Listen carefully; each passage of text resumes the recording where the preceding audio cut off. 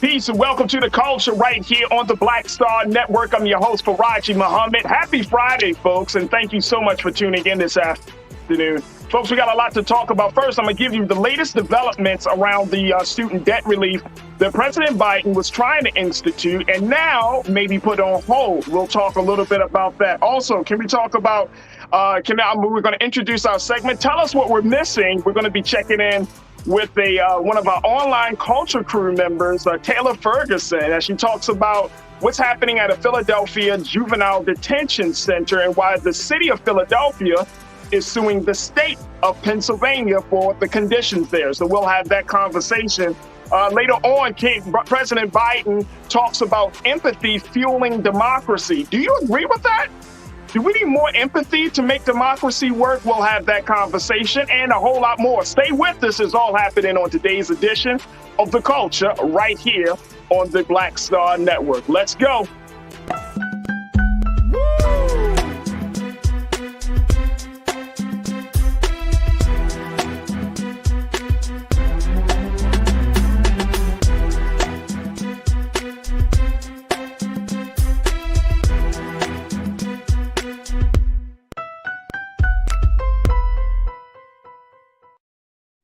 Peace and welcome to the culture right here on your Black Star Network. I'm your host, Faraji Muhammad. Thank you so much for tuning in. Happy Friday, folks. Woo!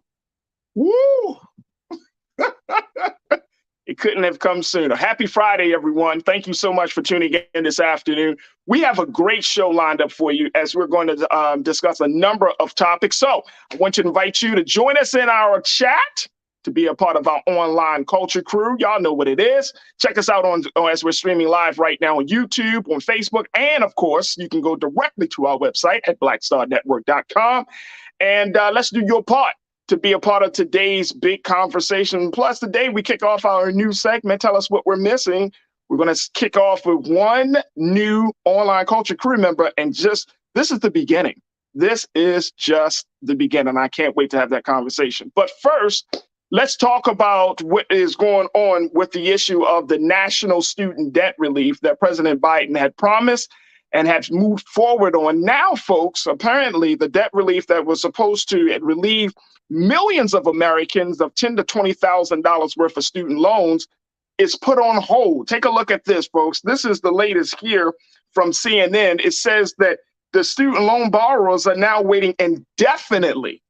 What student loan borrowers need to know about after a federal court struck down Biden's forgiveness program. Wow. Wow. So already you and me, we may not even get our student loan debt relieved already. Here's what CNN reported on this, and then I want to get your take from my online culture crew. It says student loan borrowers are now waiting indefinitely to see if they received debt relief under President Biden's student loan forgiveness program after a federal judge in Texas struck down the program Thursday, declaring it illegal. The Department of Justice immediately appealed to the Fifth U.S. Circuit Court of Appeals, but that case will have to play out before the Biden administration can cancel any federal student loan debt under the program. Now, while the Biden administration has faced several legal challenges to the student loan forgiveness program since it was announced in August, the ruling on Thursday is the most significant setback thus far, prompting the Department of Education to stop accepting applications for debt relief.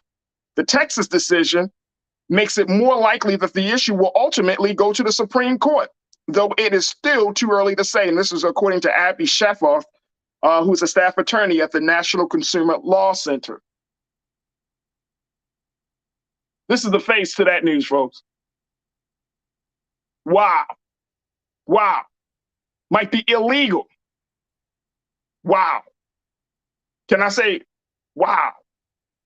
Check this out. You know how many applications have already been received about relieving the debt of current former students? 26 million. Wow. So, folks, we might have to need to have an alternative plan to deal with this situation. 26 million people have already applied. And guess what? All of those applications have to be put on hold. Wow. All right, what's your take on this, folks? Join us in the chat as we talk about this issue. You can join us on YouTube, Facebook, and we would love to hear what your take is. So this is just,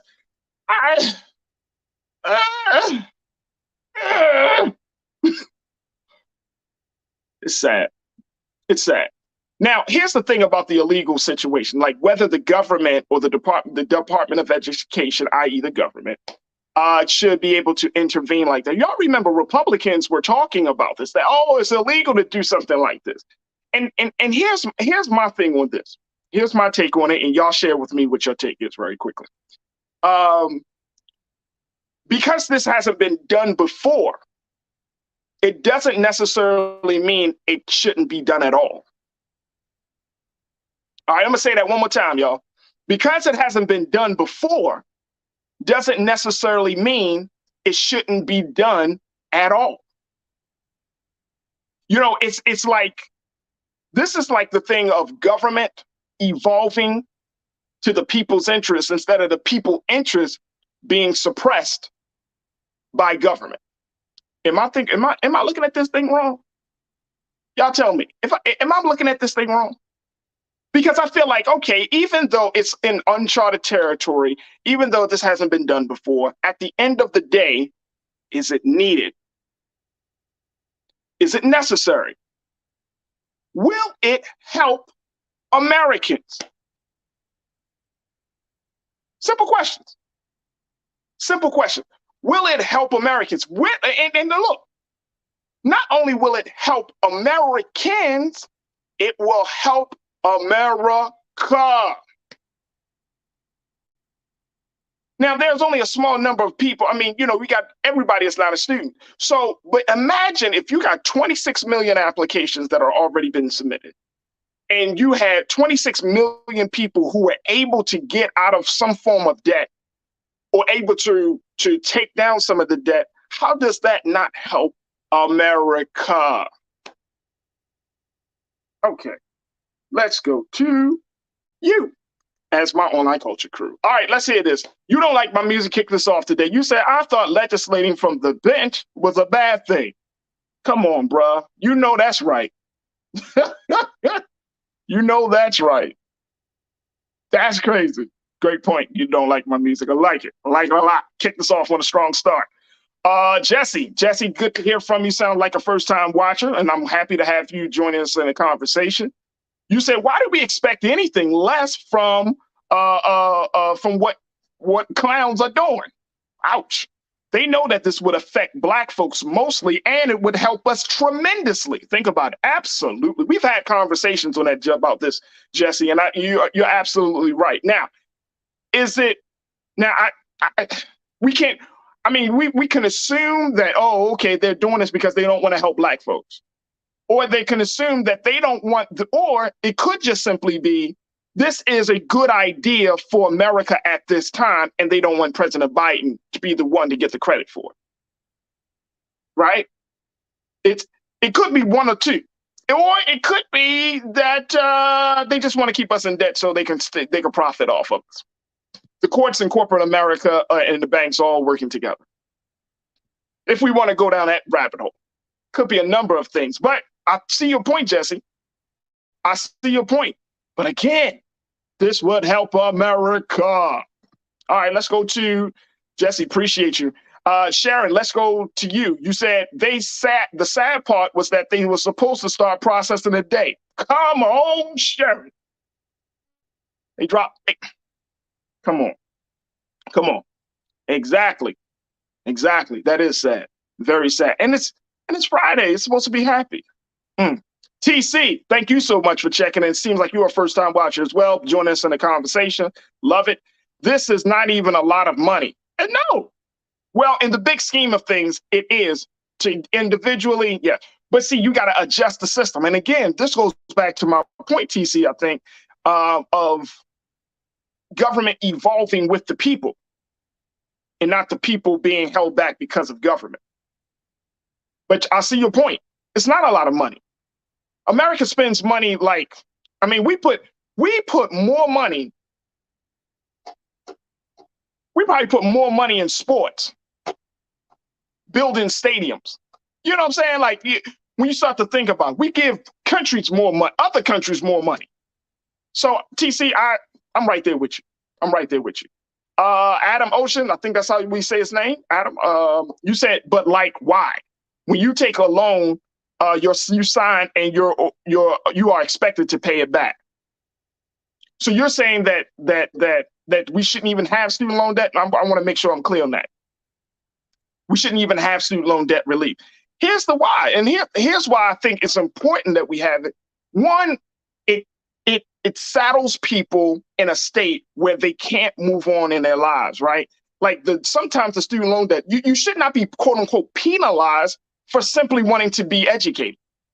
That's the wrong message. And I'm saying the penalty is you here you are 18 through 21, 18 through 22, whenever you go to college, right? You go into college, you got this idea that the future is bright.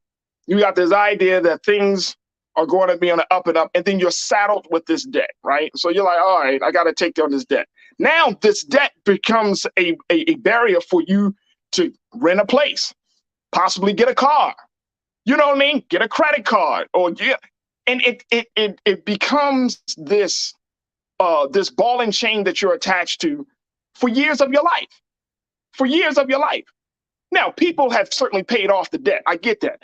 But then there are instances where, when you pay off that you may have intentions to pay off the debt, you might be able to do it, then you lose your job or some other life moment happens, and then you need some help. You kind of get set back. I'm just saying, consider that. If I'm understanding your point on that, Adam, thank you for checking in. Nature over everything. You said, God dang it, Biden couldn't even deliver on that with the laughing emoji. Well, here's the thing. Is it Biden or is it the courts? Biden put it through. Now you got people who are challenging it. So I don't necessarily want to put that on Biden's doorstep. I wouldn't say, oh, he didn't get it done. I think he did. Now we got to look at the judicial branch and say, judicial branch, you mean to tell me that this might be illegal? Again, even though we've never done it before, doesn't mean that we shouldn't do it now. Will and C100, you said this should be the one thing that shows everyone in America where America is headed. If we don't stop these batches, folks right now in the next 20 years will be just like any other foreign country. Facts. Facts. We got a lot to talk about with that. Yep, you're absolutely right. Timothy Pearson, good to hear from you. Seem like another first-time Culture Crew member. Appreciate you. You said, why was there no tax cut for the rich in 2018? Whoa, why was the tax cut in the rich in 2018 wasn't blocked? I'm gonna let you think on that, Timothy.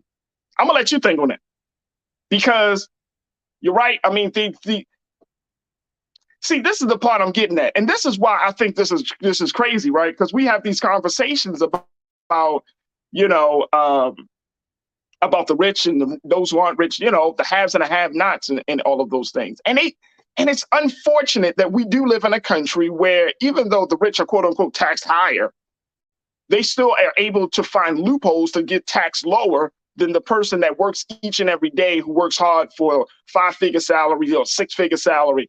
And then, they can't find them loopholes. They can't take advantage of those loopholes.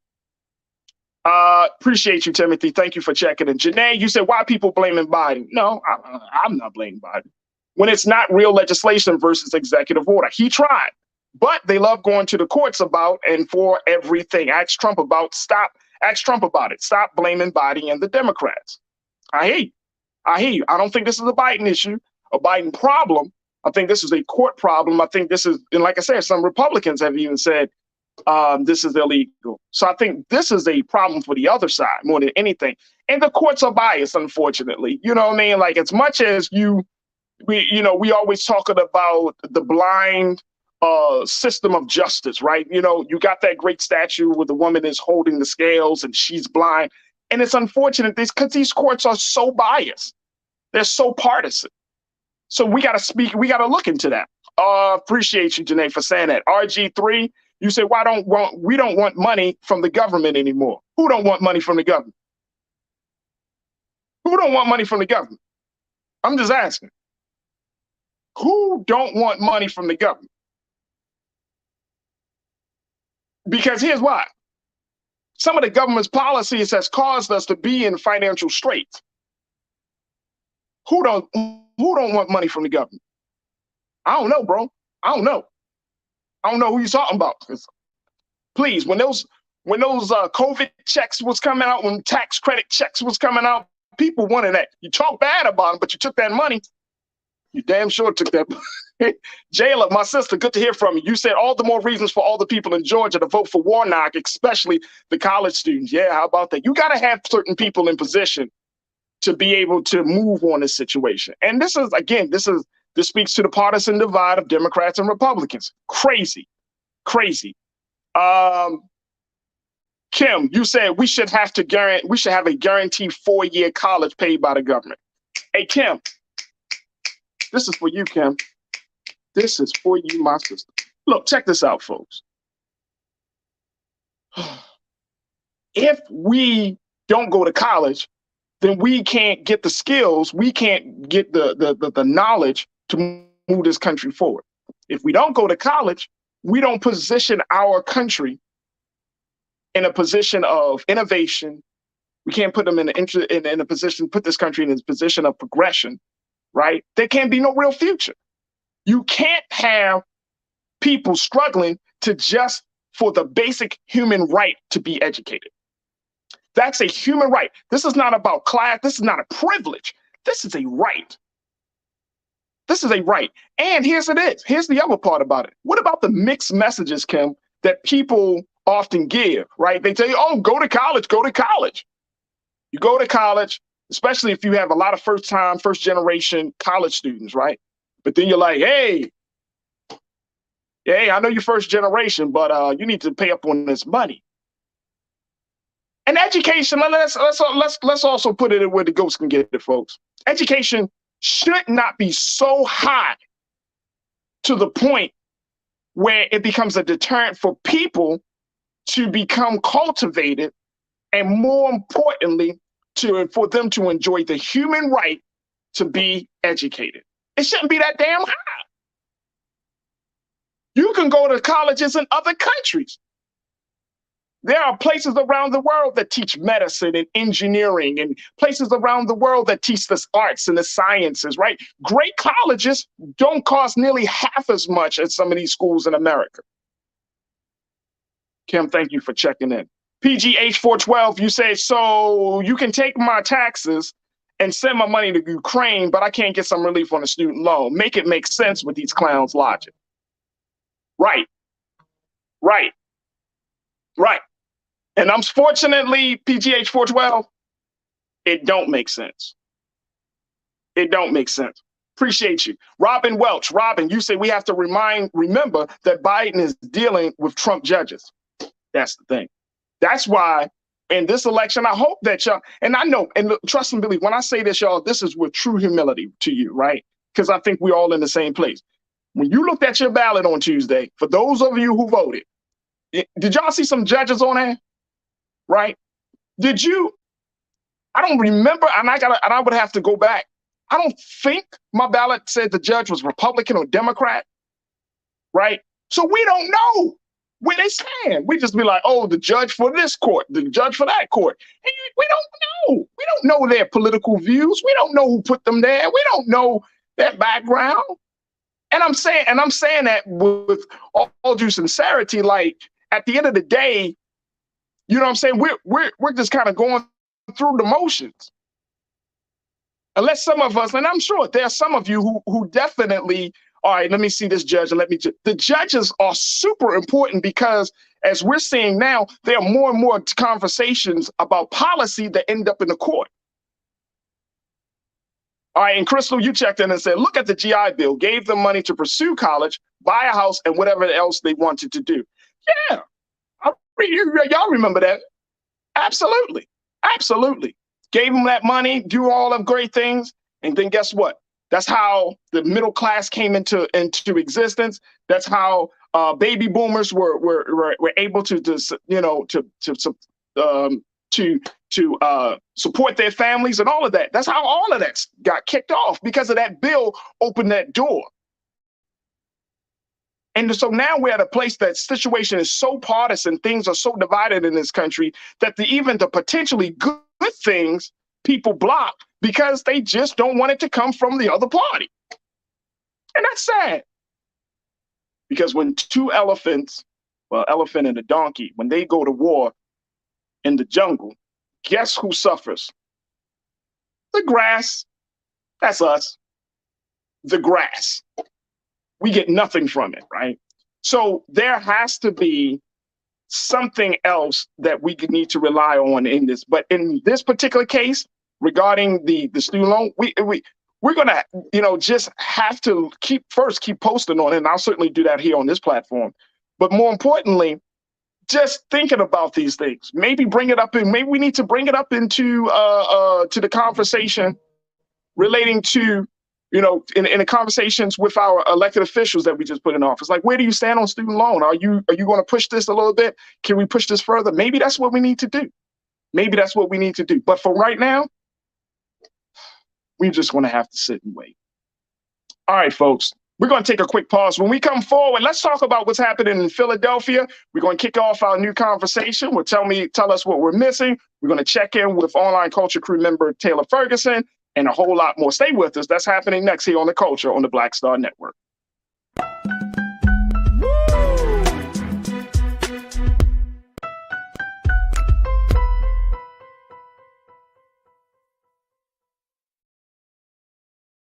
Pull up a chair, take your seat at the Black Table with me, Dr. Greg Carr, here on the Black Star Network.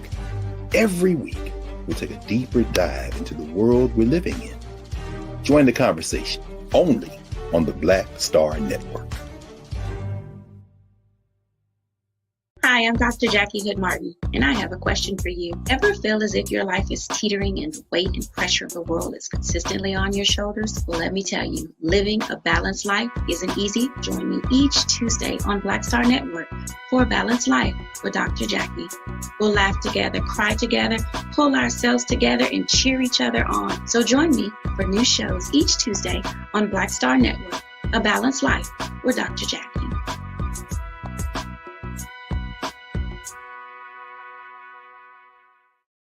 Don't you think it's time to get wealthy? I'm Deborah Owens, America's Wealth Coach, and my new show on the Black Star Network focuses on the things your financial advisor or bank isn't telling you. So watch Get Wealthy on the Black Star Network.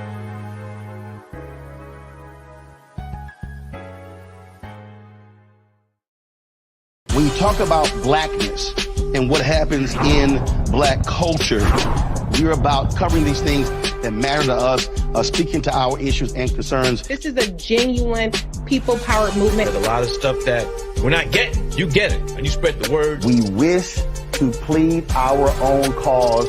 Too long have others spoken for us. We cannot tell our own story if we can't pay for it. This is about covering us. Invest in black-owned media. Your dollars matter.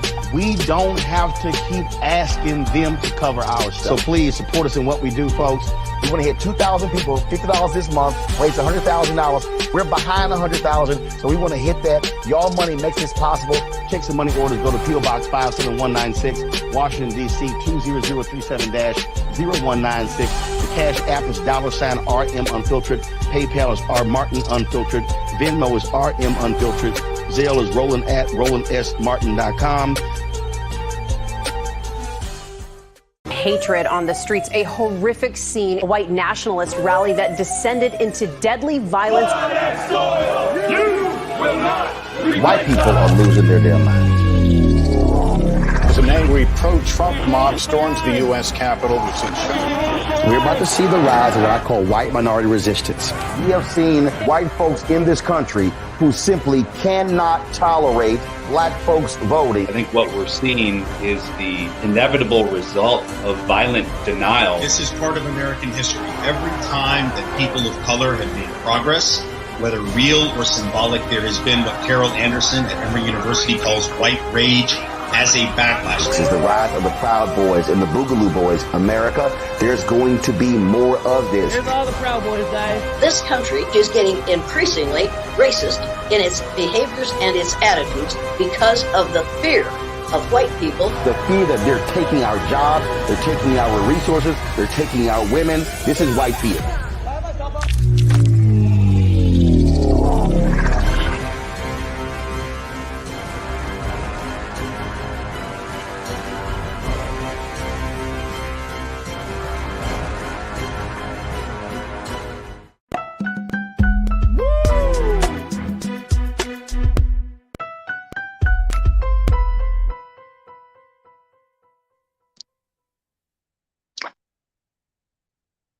All right, folks, welcome back to the show.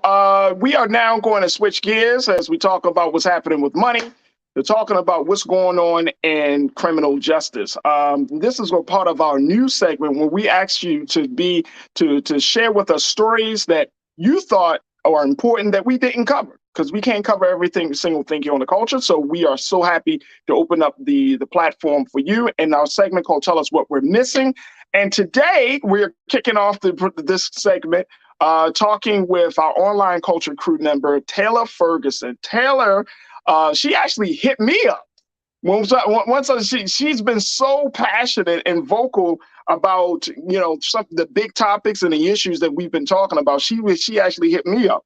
And one of the things that she's done, she works in a couple of different capacities. She serves as the founder of an organization called FFEE, which stands for Feminists for Everyone's Equality, which is a nonprofit that stands up for equal rights for women, people of color, members of the LGBTQ community, and most importantly, providing a safe space and an opportunity to protest policies and other issues that affect those marginalized communities. But then she also is a part of an organization called CADB.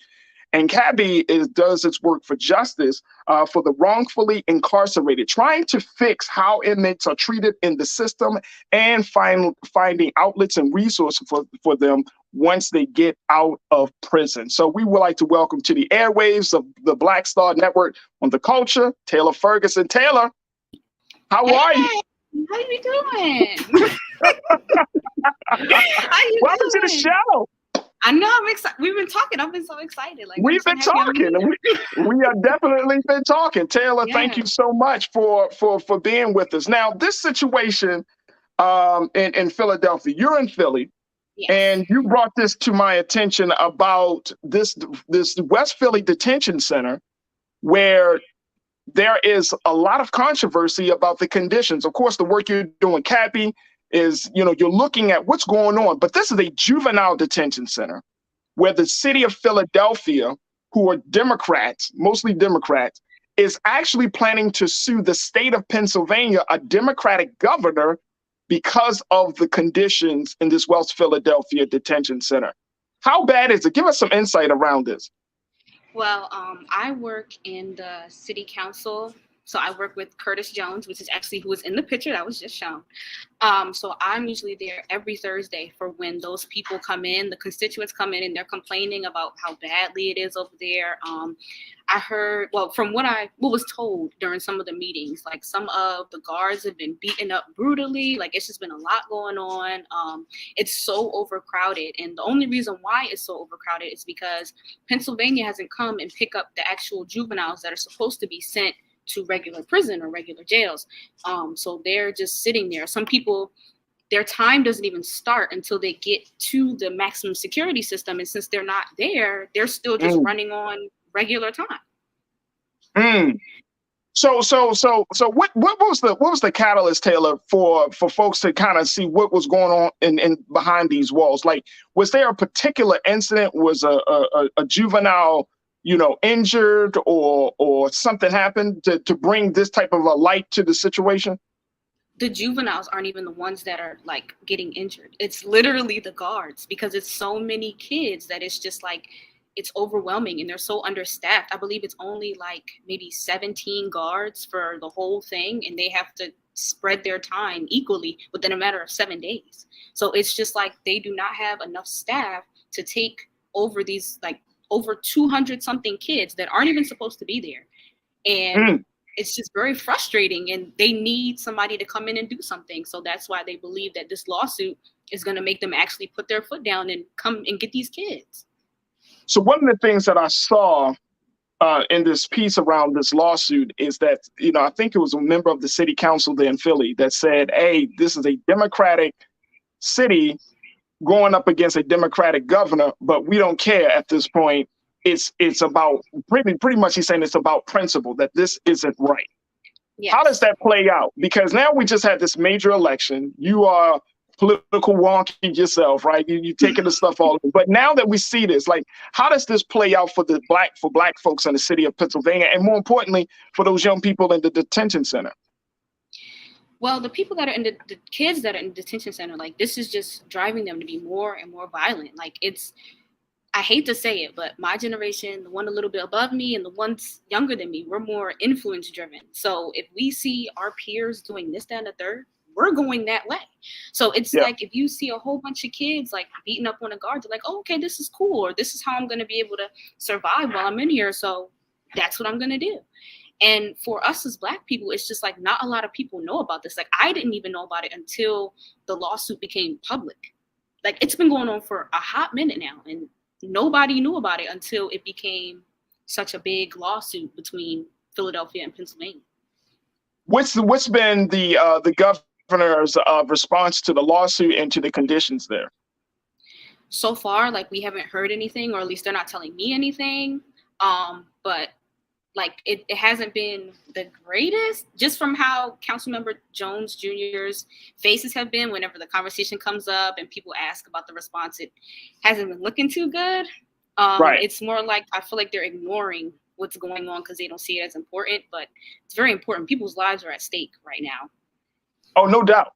And I'm thinking about those young people that are in the center, right? I'm thinking about And you know, from in Baltimore, we had there were, and this still might be the case or may not be the case, but there used to be places like there was a facility called Cheltenham, and Cheltenham was you know, juvenile detention center. It was outside of like the city limits and all of that stuff, but a lot of juveniles from around the state of Maryland would be shuttled to Cheltenham as a way to kind of deal with the issues and as a reformation and, you know, reforming them all of that. But the conditions, the physical conditions, the conditions for those in the center, terrible, terrible. And it was notorious. And I remember that governmental governor administrations for the state of Maryland, administration after administration, Taylor, they would say, oh, we got to do something. But then they were very, very slow to doing it. Very, very slow. And I'm wondering, as I'm listening to the story, I'm wondering, like, is this the system? Like we talk about criminal justice from an adult point of view. The two areas I don't think we talk about it enough is the the penal system as it affects women and as it affects youth. I don't think we talk about that too much. With your work with Cabby, am I off base with that? No, you're like 100% on. They're the two topics that are just not really talked about, and children especially, because it's more of like a, you know, they're a kid, like let kids be kids, or it's not really seen as something serious. But it's just like, okay, if this child is in juvenile custody right now, like imagine how they're going to be if they're not really getting help and they're not getting pushed to do better. Imagine how they're going to be as they get older. Like they're going to be the ones that are causing the most trouble. And we already are like really high up in the gun crimes right now. So imagine how it's going to be when they get out. Imagine how it's going to be when they have kids and they see that their parents are doing this, the music, like it's so many things that like are being ignored when juveniles are literally like what we need to be focused on, because we're the next generation. When you guys are going, that's it. What about everybody else? We're all going to die out. Wow. So, and the other point is that I want to bring in some comments from our other members of our online culture crew. What about the families of those juveniles that are in the center? What are they saying? Well, a lot of the families, some would rather them be sent to where they're supposed to be so that their time can be up, because obviously they want their kids to come home. There are also always the parents who really, you know, don't care. Like they figure their kid's going to be in the streets. But then, you know, there's the ones that actually care, the ones that come in during the council meetings and they're like, I need you to get people in here. I need my child to have, you know, better conditions. Like, yes, they're in here because of what they did, but and also some kids aren't even in there for serious crimes. Like I understand, or not serious, but let's say crimes that have victims. So, or, you know, like murderous crimes or things like that, violent crimes. Some kids are in there for like stealing, like something small. Some are in there for carjackings. And it's just like, you should not be in there with somebody who killed somebody like maybe 2 weeks ago. And the parents are just like, I don't want my kid in here. They don't deserve to be in here. Yeah, the situation in Cheltenham, they eventually closed it. So I'm wondering if the lawsuit, they eventually had to close it because there was just too much. It was just too much controversy. It was not handled properly. And really it showed the level of neglect that the state gave to those students, to those young people there. So I'm wondering if this is heading in the same direction where if this lawsuit doesn't happen, then boom, they're going to say, you know what, we want to close it.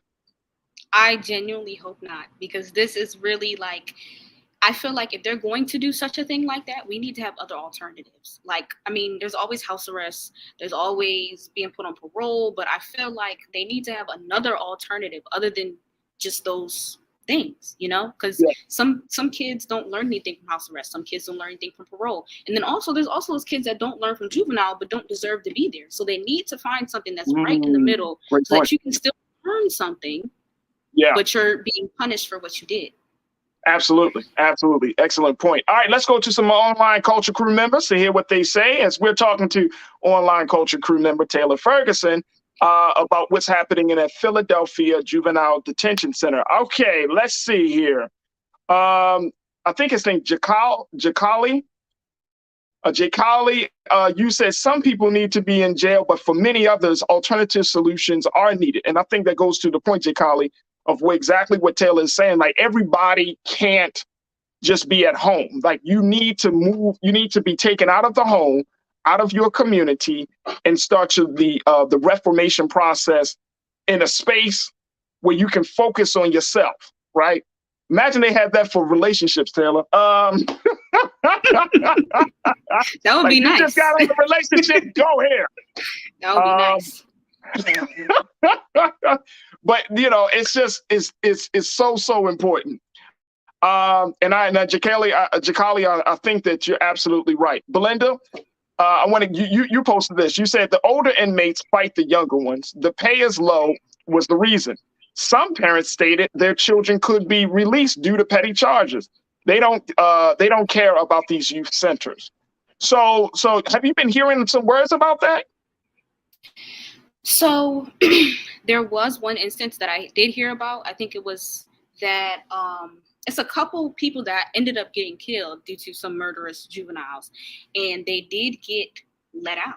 And it's crazy because it's so overcrowded in there that they have to let out some people that actually don't need to be let out. So instead of letting out the people who do petty charges, they're actually still there, while the ones who do the things that are actually going to put others in danger, they're out free, living their lives. What? Yeah. Yes. Yes. What? How did? Yes. What? Yes. I'm trying to tell you. Wait a minute. Hold on. That doesn't make any sense, Taylor. I'm being so serious. It's like it's crazy because we were just talking about it last Thursday while we were there, and the lawyer that actually works in the office that I work in, she was talking about a certain instance where somebody actually got put out, and they were supposed to be in jail because they killed somebody, but they actually got let out because of how overcrowded the system is, or the center. Wow. Yeah. So they let out young people who've killed someone. I'm just processing this right now. So they let out young people who just killed someone, but for somebody who may have had a marijuana charge or may have done like a petty robbery charge, they have to stay back in. Yes. It's crazy. Crazy is not the word. It is not the word. All right, let's go. Janae, you said, can we stop this rehab work? They're not going to forgive student loans. They're going to really rehab police. It's a joke. We need a new word. It's another place to denigrate them. So we don't want to use the rehab word. In your work, and as you're like doing your work with CADB, and just in the networking community of those who are fighting to reform the criminal justice system, do you use the word rehab? Yes, I try not to though, because rehab has, it's two meanings. So I try and say alternative as much as I can, because I feel like rehab is just like you automatically think drugs or alcohol or something like that. So I try to say alternative. Point. Right. That's an excellent point. Great point. Let me go to now. Let me see here. I think it's Ulumbo, the GOAT. You said, I've opened my building, my home to these kind of kids. I preach foundational character and determination, then teach how to use their skills, inform them about mine. So that's and Ulumbo, I appreciate that, because that's not easy work. Everybody cannot do that level of work, right? Can't open their homes, let alone open their hearts. You know what I'm saying? Like to young people who are going through some traumatic experiences in their life. What would you recommend as a young person working in this space and understanding the dynamics of the system and the issues of the system? What are some of the things the community can do to help to create that rehabilitation or to continue or strengthen that rehabilitation process? Now, it's a lot of things that can be done. As a young person myself, I feel like it's so many outlets that you can use for the kids. It's very hard to say that everybody can go to therapy because not everybody is a therapy person. So it's very hard to say that they can just do that. Some people use like sports as a way, but then you got to think not everybody is athletic. So it's kind of a question of what is something neutral that you feel like will help everybody, because not everybody is for everything. We try and do as much youth programs in Philly as much as we possibly can, because I know it's kind of hard because not everybody wants to do things like that. Because when I was in high school, I thought things like that were lame.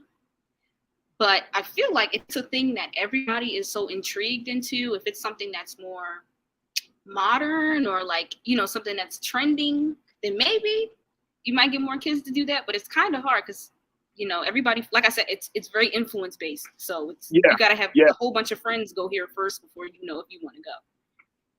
It is at this point, can the state say anything to those young people or to the communities where this situation is affected? Can the state, you know, kind of position themselves to be better? Can they save face at this point? I mean, it's not really about what's said. We really need things like running. If anything, we need more people in the facility. I feel like that would make it somewhat safer. If we had more people who are trying to get this job, and like, it's very hard for people to get a job right now. I don't know why, but, you know, I feel like they should be pushing more for people to get into that job. I know a lot of people might not want to because of how violent it is, but I feel like they need to have more open-minded people at that job. They need to have people who work with kids and who know how to handle children, not in that way, but know how to handle kids to be in that position, because they don't need to have people who need a job. They need people who are interested and intrigued in children, not in that way, but are interested and intrigued in children, so where they can change that child, they can help that child, rehabilitate that child, so that they're not in that position again. Words don't do anything. Go ahead, Taylor. Come on now. Come on now. Words don't mean anything. We're all about action. Not nowadays. I need effort. I need consistency. Yes. I need to show you give a damn. I get it. I get it. I get it. Hey Taylor, I truly appreciate you bringing this issue to the forefront and to the light of to our audience here. I truly appreciate it. You know, you're doing some excellent work, and certainly, you know, we're going to try to bring you back on as we look at this issue. That way you can keep us posted about what's happening there and other issues that you're passionate about. But thank you for being our first online culture crew member to join us on air to have the inaugural conversation. Excellent job. So thank you, Taylor. We truly appreciate it. And thank you for being so good for the culture. You know it. Gotta be here. Thank you for tuning in. All right, folks, we got to take a quick pause. When we come forward, let's talk about President Biden says that empathy fuels democracy. Do you agree or disagree? We check in with culture crew member Bakari Jones to get her take on that and a whole lot more. So stay with us. It's The Culture here on the Black Star Network.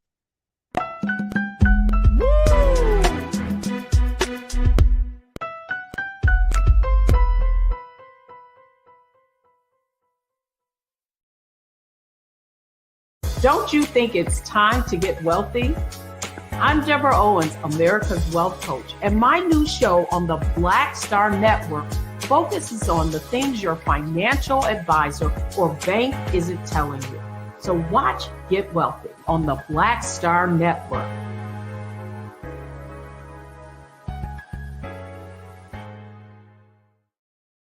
Hi, I'm Dr. Jackie Hood Martin, and I have a question for you. Ever feel as if your life is teetering and the weight and pressure of the world is consistently on your shoulders? Well, let me tell you, living a balanced life isn't easy. Join me each Tuesday on Black Star Network for a Balanced Life with Dr. Jackie. We'll laugh together, cry together, pull ourselves together, and cheer each other on. So join me for new shows each Tuesday on Black Star Network, A Balanced Life with Dr. Jackie.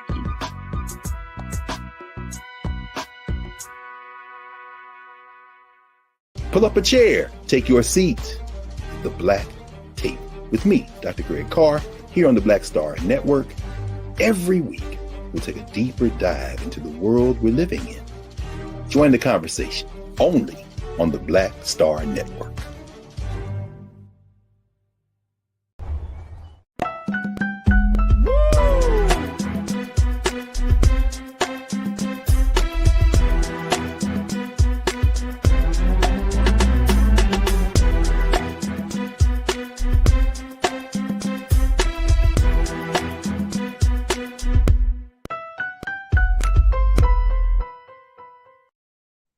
All right, folks, welcome back to The Culture here on the Black Star Network. Oh, my gosh, welcome to the second hour. What a great first hour. Hey, look, big shout out to our online culture crew. I'm so excited, and I'm very, very happy with Taylor Ferguson giving us the latest updates about what's happening in Philadelphia. And I am super excited about hearing what's going on, the things that we may not be talking about on this show, but they are important to you. So, folks, you're going to see a lot more of the crew, and I can't wait to start bringing it. I got a couple of brothers that checked in with me. They sent me some nice emails, like letting me know seriously. All I know is for them black men, you're coming on next week. Y'all coming on next week. I'm just letting y'all know. You're coming on next week.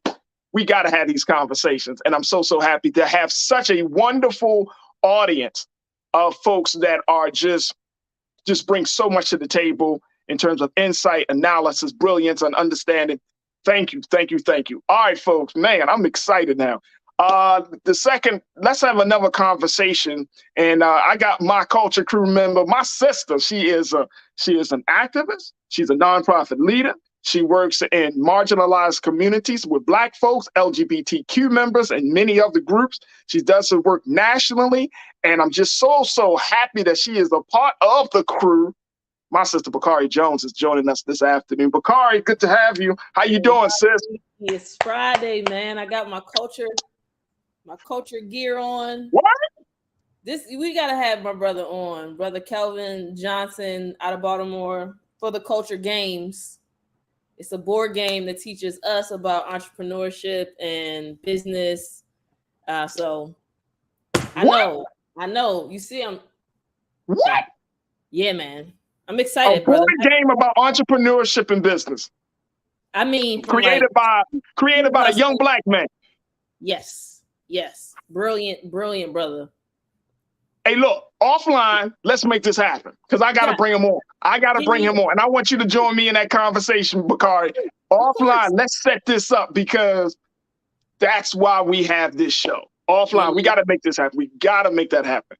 Absolutely. Yeah, it's a big Friday. All right, so Bakari, we just went like all this week, of course, big election. We had that. I want to first start it off, giving you the space to just share any thoughts that you had. You know, the great thing about being on the show after a major moment is that you can kind of like process everything and then give something. So I know you got something to say. What was your take around this midterm election? Because this speaks to what I want to kind of highlight for this next conversation. What was your take of the midterms? Man, the word that comes to mind is stamina, Faraji. The word that comes to mind is stamina. I think, a long road, right? We culturally, we as a people, we have traversed a mighty long road, and undoubtedly we have a long road up ahead of us. I think there were a lot of wins and losses across the board. I, like a lot of other Black people, I'm not even going to just say Black women, but Black women especially, woke up, some went to bed on Tuesday night, I think woke up on Wednesday morning kind of grieving for our sister in Georgia. Yep. And I'm sure there are folks that, that are even, closer to a level of political analysis to maybe have been able to forecast that or say, we should have known or we should have seen this coming or that coming. But I think what comes to mind, like I said, is stamina, because the amount of energy, the amount of strategy, the amount of discipline, the amount of consistency that was required to get to the place that I'm going to say we got in Georgia and still didn't come up with a victory is just testament to, one, how far we've come. And then I think in a lot of ways, it kind of gives us a meter to say how much further we actually have to go. So I'll be remiss if I didn't start by saying that. But as you know, I was able to support comm strategy for a sister out in California based in LA, District 28, and is a super diverse part of the country, super diverse part of the state of California. And I got to participate in a winning team. So I'm still kind of buzzing off of that victory and still holding space for the grief of this sort of collective loss in the state of Georgia. So it just is, for me, is a reminder of the amount of stamina that's required. And I've learned a lot of things at this point, I think, for me in my career, working behind the scenes.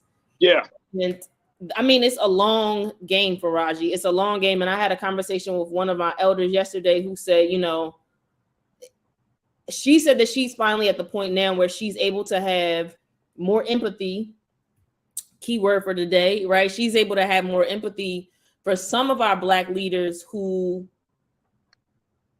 have a bit of fatigue, right? When it comes to where they are in the grand scheme of things, because I think in a lot of ways we lack sometimes the channels of communication to be able to say, all right, I know what's going on the front line, and this is what's going on in this room that everybody that I'm representing on the front line may not have access to, understanding the nuance that's going on. And again, it's a long game, and that's part of our oppressor strategy, right? Is to exhaust us, is to tire us out. So unless we really have a multifaceted approach to our liberation, I don't think we're going nowhere. And so, Faraji, look, man, it's Friday. I'm in my late 30s, Faraji. I just got to keep it a buck with you. I am just now beginning to understand the role that consistency plays in all of the things that we want to do in this here life that we are given. So consistency is really where it's at. Stamina is where it's got to be for the things that we're doing. And I'm like, we talk about radical liberation. We talk about, you know, the level of change that we want to see in this country. I believe that we have the skills, the talent, the stamina to actually see those things come to pass. But it's a level of like collective awareness and collective discipline, collective consistency that I think is needed. So I my hope is that the full scope of the elections, these midterms, my hope is that what is highlighted and what I would hope resonates most with folks is that this is more of like a meter and a sort of a checkpoint in terms of where we are and where we have to go, as opposed to another opportunity for folks to feel further disenfranchised than you know how they were already feeling. So I mean, and here's the blessing of having you on a Friday after such a long week as this week has been. You gave me hope. I be too much up, Roger. I can't help it, man. I can't help it. You keep it at 100. I'm gonna keep it 100 and a buck. I felt hopeless after Tuesday night. I'm telling you, on Tuesday night, I went to bed like, man, the heck with this, boy. Like, you know what I'm saying? Like, I felt like, bro, like this is not working. And this is, I pride myself on being, well, I think I am like innovative and progressive and all of those things. But then at the same time, I'm a company man. You know what I mean? Like, I understand that you need institutions, you need boundaries and structure and all of those things, right? Mm-hmm. So when we're looking at what we just saw on Tuesday, and then, you know, you talking about consistency and stamina, you know what I mean? And it's to me, what comes to my mind is like, all right, we can live in that space of being consistent and having the stamina and the momentum. Mm-hmm. We just need to set a new goal. Because I think right now, I think that Black folks in this country are feeling the brunt of failed attempts, whether it's in policy, whether it's in representation and leadership, whether it's just being seen in general. I think we feel the brunt of constantly being propped up to be hopeful, only to be disappointed again. And it does something to your psyche. It does something to your psyche, man. Like it really, really does. It's like, you know, you getting people to come out to vote, you getting people. And look, the situation in Georgia, for example, Stacey Abrams lost. Okay, that's what happens at an election. There's a winner and there's a loser. Correct. But then you see the situation. This is the thing that takes me over, Bakari. Herschel Walker. You like, yo, how is this dude in a runoff? How is this dude in a runoff, right? So you get into that place. So that's why I wanted to at least have this conversation that President Biden put out there, because this was a question. There was a question that was posed by the president by our journalist sister April Ryan of the Griot, and she went and had there was nine reporters that the president on Wednesday, when the president spoke about the midterms and everything, there were 9 reporters that the president took into a smaller private room where he can have more intimate one-on-one conversations. She was able to pose 3. One of the three was about empathy. Take a look at what she reported on this. Take a look at this, folks. She talked about empathy. And I want us to put that quote up there real quick, Keenan. Thank you. So she said, the griots' final question to President Biden focused on how he plans to center empathy in a political climate driven by extreme and hateful rhetoric. The exchange was shared on the president's official social media account. I want to play a little bit. Can we play that? I think we should be able to play that.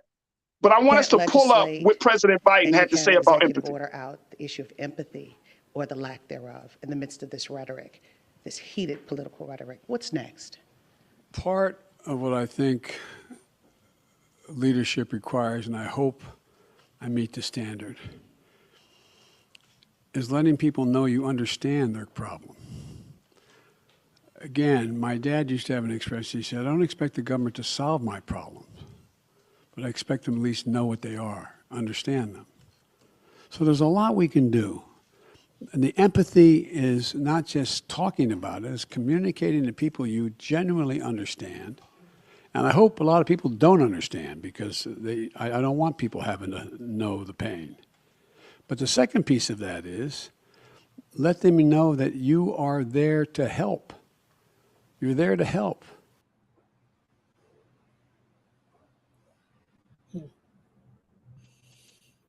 This is interesting, right? Very. This is interesting, and I'm going to post this. I want the online culture crew. I want y'all to just share your thoughts on this. So just flood the chats with your thoughts on this. But the first part I think was interesting was that, you know, his father told him that you don't expect the government to solve problems, but you expect them to at least understand the problem. Mm-hmm. Now, that's his father, different America years ago. You know what I'm saying? Way different America, right?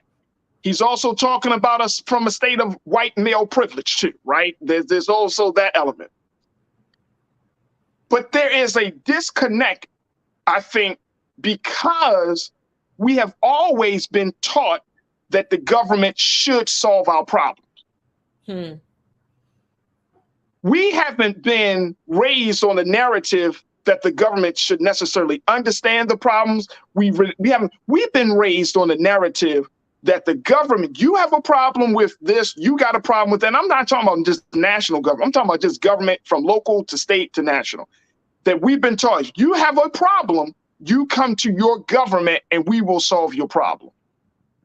So I'm not sure, Bakari, if there's that disconnect, there's that disparity there. What did you take from that?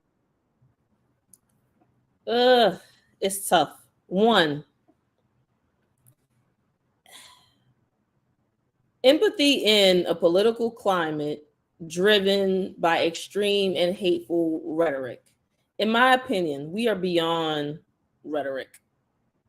Rhetoric is, you know, the sticks and stones may hurt my bones, but words will never hurt me. It's hurt. We have caught a few, Faraji, if I could be honest. We are beyond rhetoric. We are living in a place and time where policies are killing us. And I don't believe that it's extreme to say that, right?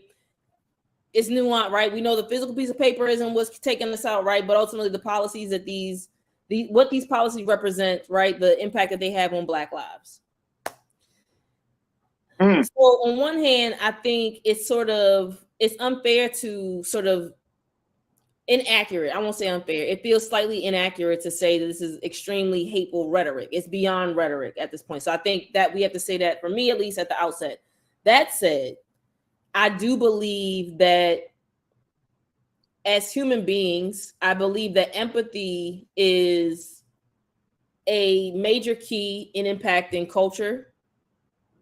And impacting culture influences white public opinion, and white public opinion still guides and shapes public policy in this country. So there's space for it. There are breadcrumbs along that line and that path to empathy. And I think that, but you know, this is for me, and I apologize because I cannot remember the judge's name on a case we talked about months ago where remember the judge brought up and invoked President Obama's a quote by President Obama, and it was essentially along the line, right? Like we as Black folks should lean into our empathy and make more space.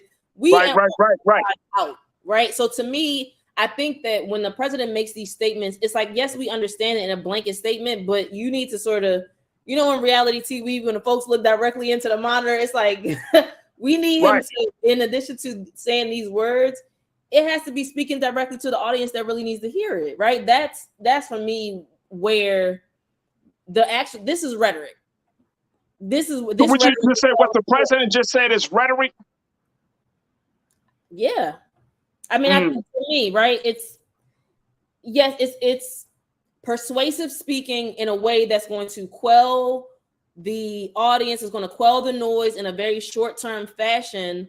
But is there much more of anything? Is there substance on the other end of it? And I would argue that if it's not, then yeah, it's rhetoric and it's not action. And what we are seeing with our oppressors, right, folks that are creating and enacting policy that impacts Black and brown people, queer people, people living in poverty in this country in the most extreme ways, they're moving beyond rhetoric, right? It started maybe with rhetoric, and then it organized itself into action, and that action wrote policies, and now, right? So to me, I think that we have to, what I would want is, one, for him to be able to say directly who it is that he's speaking to, because there are plenty of us who you know, have empathy, right? And that's why we do the work that we do, because we feel like, right, we feel it. We're able to empathize with our comrades. Yeah. The folks that are enacting some of these actions, those are the folks that he needs to be speaking to directly. And again, to me, it's rhetoric against a group of people who are taking action. They've progressed beyond just words.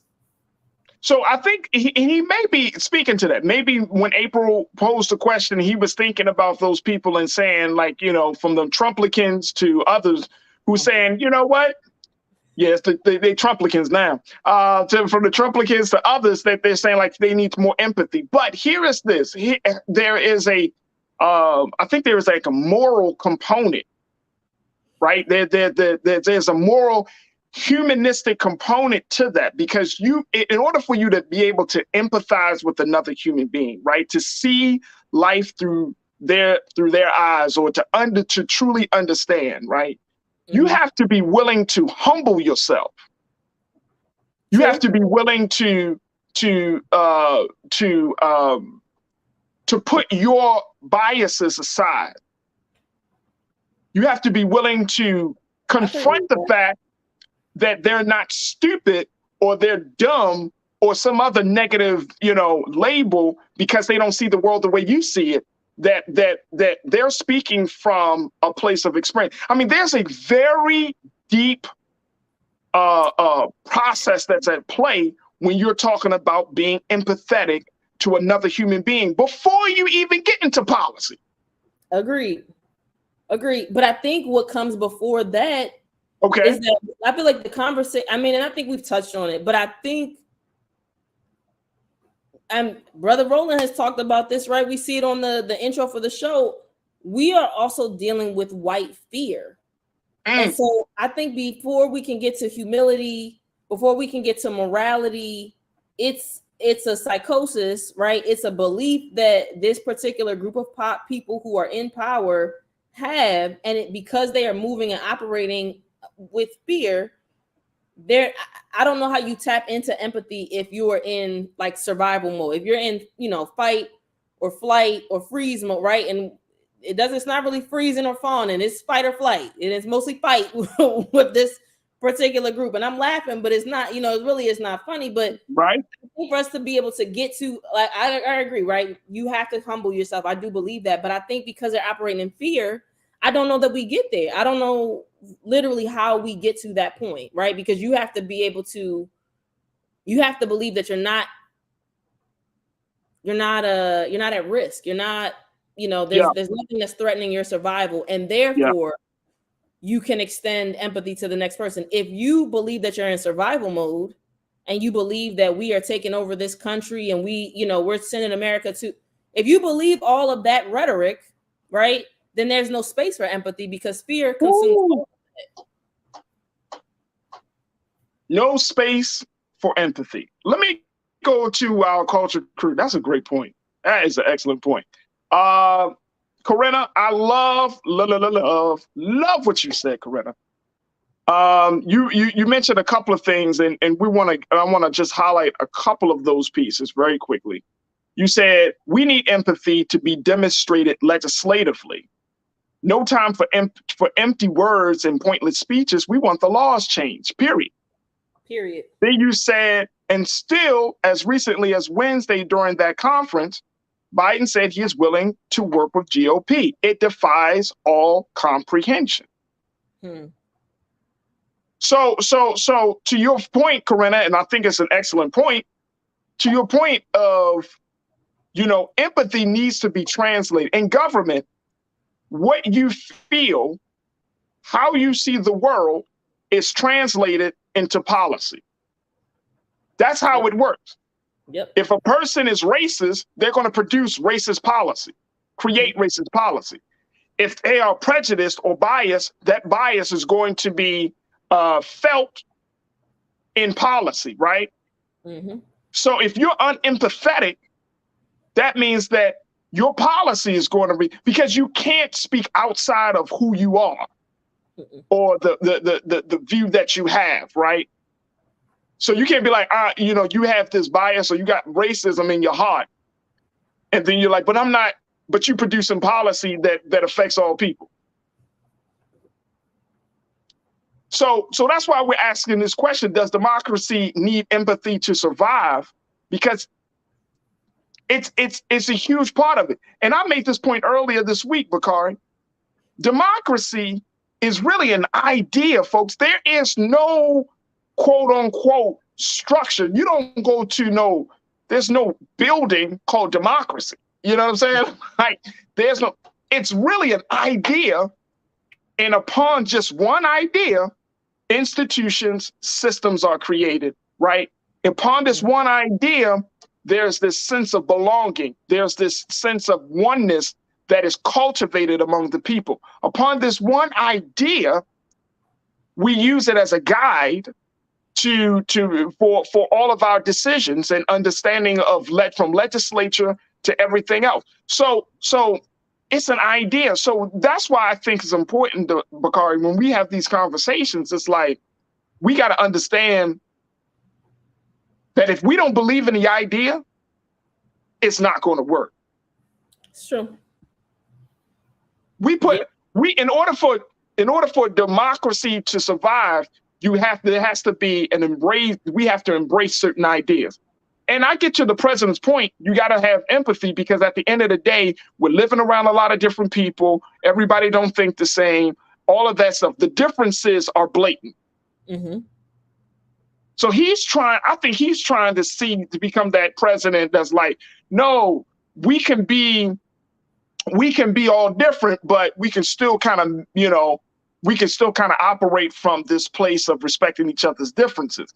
And I don't know if that's the message. I'm not mad at him for saying it, but at the end of the day, I'm like, Corinna, I need more than that. I don't need moral victories. Black folks have gotten moral victories for years. Mm-hmm. We know the voting rights bill is morally right, but it's not being updated. It's not being tweaked to the day's time. We know the George Floyd Policing Act is morally right, but it hasn't been passed as a law. You see what I'm saying? There's still some break. There's still some disconnect, I think, that's happening right now, Bakari. And I don't know how we bridge that. Let's go back to the line to hear what other folks are saying. And Corinna, again, thank you so much. Melissa, you said if you don't vote in the correct judges, then you get your college loans denied. Facts. But then you said if we don't work with other minority groups and Hispanics and everyone, we could never win. There's not enough us. There's not enough of us. So now we even looking at, to Melissa's point, you as Black folks, we're still dependent upon, in certain degree, upon other people. And they have to make the first step to become empathetic. I think it's unfair for the government or any other group of people to expect Black people to be empathetic when we're the ones getting the short end of the stick. You ain't talking to me about empathy. Mm-hmm. You said it best, Bakari. You talking to them Trumplicans? You talking to liberal whites who may be too afraid to take a stand when it comes down to issues that have disproportionately affects Black people? Mm-hmm. Are you talking to the people in Hollywood or in Washington who are the masters of institution and who are responsible for putting out the messages that in our culture that further affirms the humanity of Black people or dehumanizes Black people? Like, you got to talk to them people about empathy.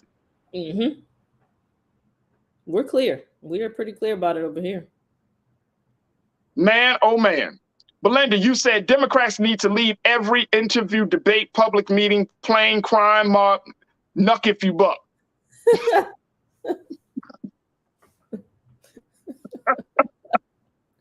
Okay. I'm not opposed to it. All right, Belinda. She like it's Friday. Play nuck if you buck. Ming Lee Natasha Surge, you said, I don't think that we deserve empathy. Woo. Ooh. Now, Ming Lee, I need some clarity. I don't want to assume nothing. Are you talking about we as who? We as the America? We as Black folks? Who are we talking about? Ming Lee, love to hear what you got to say. Deborah Anderson, you said empathy, the ability to understand and share the feelings of others or another. Because we're way off from there. Again, that's why. Hey. I mean, seriously, we're way off from there. Yeah. And I don't know. Do you think that we need to have a national call for empathy? I think that would be a bit wasteful. A pointed, a very specific, strategic request for empathy. I mean, I just don't believe that. I just think that expectation from a demographic of people who, one, again, is guided by fear. I just don't believe that. I just don't even believe in the worthiness, the purpose of that ask. It just seems completely pointless to me. And I don't mean that. I don't feel that level of defeat, right? But it just, to me, given what they represent, the Trumplicans, it's a new term for me today. The Trumplicans, that group of people, I just don't believe that it's of any use, and if it is, I think this is another sort of example of, folks being responsible for corralling those that look like them. So I don't believe that we're in a position to be able to really impact that group. I think that in order for them to be impacted, to be shifted, to experience, enough of a change, I think that's going to come from reformed Trumplicans who have seen some form of a light and are able to come and, get their kinfolk. Absolutely. Let me make a correction, because mainly Natasha Surge, and I'm glad they brought this back to me, because I don't want to misinterpret. Ming Lee said, I don't think they think we deserve empathy. Right. They think and then Ming Lee also said they just had slave laws on the docket in 2022. Facts. I ain't even want to get into that just yet, but we're going to talk about that. But they don't believe that they think that we deserve empathy. Absolutely. So my correction on that, Ming Lee, Natasha Surge, and thank you, Damon and Michelle, for that correction. So yes, I don't think they think that we deserve empathy, but I don't even want to put Black folks in a position where we feel like we have to be empathized. Because I think that when people think about empathy, they think of weakness, right? They think of, unfortunately, you know what I'm saying? Like it's like forgiveness. It's like trying to understand somebody's plight, or it's trying to understand their pain and their troubles and getting past it. These are words that are very, very powerful. Very, very powerful, but at the same time, I mean, they're powerful, they're healing, but they often are misinterpreted. I agree. So Ming Lee, you're right. I don't think you know they don't think that we deserve empathy, but this is not about us. This is about America. This is not about just Black people. This is about all of us in America. And I'm gonna be honest with you. It's going to take me. It would take me some time, Bakari, for me to empathize with a Trumplican. I understand. You know what I'm saying? Like it would have to take some time. Like it would have to take some time to empathize with people who are just outright racist. Is that that's not healthy for me. I'm the target of your racism. I'm your target of your anger, and you want me to empathize with you? Like, how does that work? That goes back to us raising that vibration that we are often talking about on these Friday afternoons, from my perspective, right? But I think that I don't know, Faraji, I think that so much of what we are dealing with and talking about, it really is energy, right, on some level. And so the question that I'm often asking myself is, how can I transmute this energy, right? That's a lot of anger, that's a lot of fear, that's a lot of hatred. How do you transmute that? How do you harness it and use what was meant for evil for good, right? So that's kind of the perspective that I take on it. And I do think it takes some work. It takes some elbow grease to kind of find a place in a space. And I think we're in such a blessed place, despite all the things that are going on. The road that our ancestors have paid for us to painstakingly, in blood, sweat, and tears, have paid for us to get here to the point where we are having this free conversation amongst one another in a public space, and to recognize that the same way that you're inspiring and educating people, for me, the empathy comes in realizing, wow, the people that ultimately hate us, that want us killed, were not blessed with those same opportunities to have that level of insight and understanding. Because why would your arms too short to box with God? I don't even know why you would try to set yourself up for that. But that's my perspective on it, Faraji. So I'm present to the level of oppression, but I also recognize that we cannot afford to stay at that vibration and to operate and to do the work that we're called to do if we're down there. We literally have to transmute it to be able to get more of our own work and our own purpose accomplished. So I think it's easier said than done. I will say that. Okay. I don't feel like I'm in the mood to go skipping and going on the Target run with folks. Let me also be clear about that. But I do feel like I'm able to, on a conceptual level, I'm able to understand some of that. You know what I mean? In enough of a way I'm able to kind of put it in a box and operate around it. Absolutely. Absolutely. And I think that is part of this thing. But again, this feels more moral. This feels like something beyond just policy and legislator. And I think what President Biden is trying to do is bring a humanistic value into the national conversation, which is fine. But you gotta recognize when you're dealing with human beings, and then when you're dealing with beasts in human form. Levels. I mean, let's just keep it real. Levels. Let's keep it real. If you're talking to human beings, it's one thing. When you're talking to beasts in human form, people that block good pieces of legislation because they want a power grab, people that really don't give a damn. They're not there to represent. They're there to usurp. They're there to control. You know what I'm saying? Like, you are a beast in human form. You don't believe you don't belong in public service. So I we can and the final point on this for me, Bakari, is that we often kind of fall back on when we have big dividing moments like this midterm. It was another big dividing moment for this country. We often fall back on these morals and values and principles of justice and empathy and all of this. And I'm like,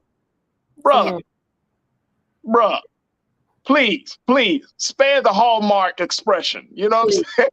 The back to school message. Back to school, like, come, spare that, bro, because you want us to get soft when the team on the other side They got guns and knives and ready to take your hands off. You want us to come at us?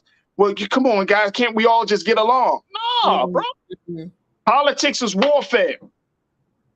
Politics is warfare. So if politics is warfare, I'm going to empathize with my team and I'm going to kill the hell out of those who are opposing us. I mean, come on. This is warfare. And I'm a little like feeling a certain type of way with the president by saying it like, yo, you're not, no. These people, if they had their way, what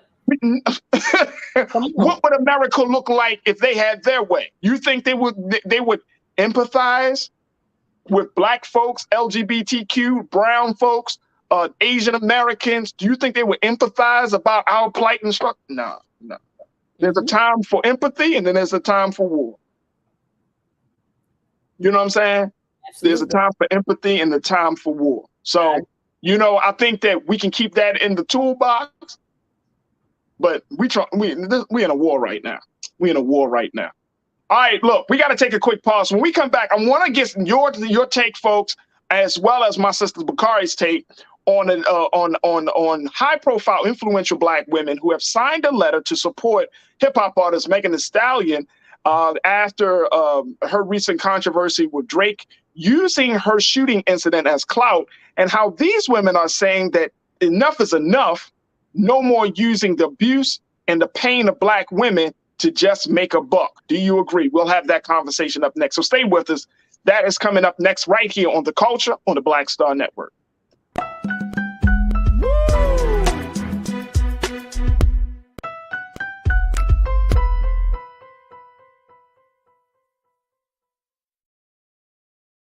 Hatred on the streets, a horrific scene, a white nationalist rally that descended into deadly violence. White people are losing their damn minds.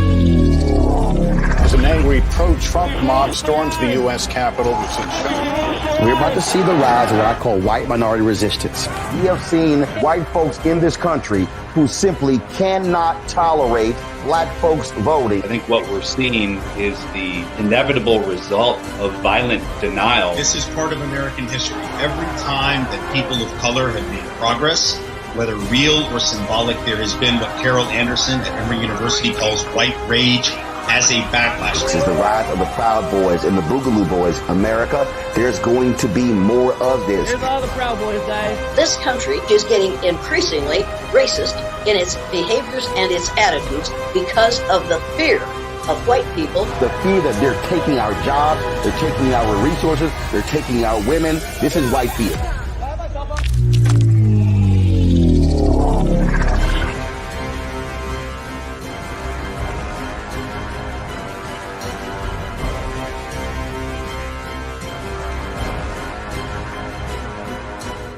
Pull up a chair, take your seat. The Black Tape with me, Dr. Greg Carr, here on the Black Star Network. Every week, we'll take a deeper dive into the world we're living in.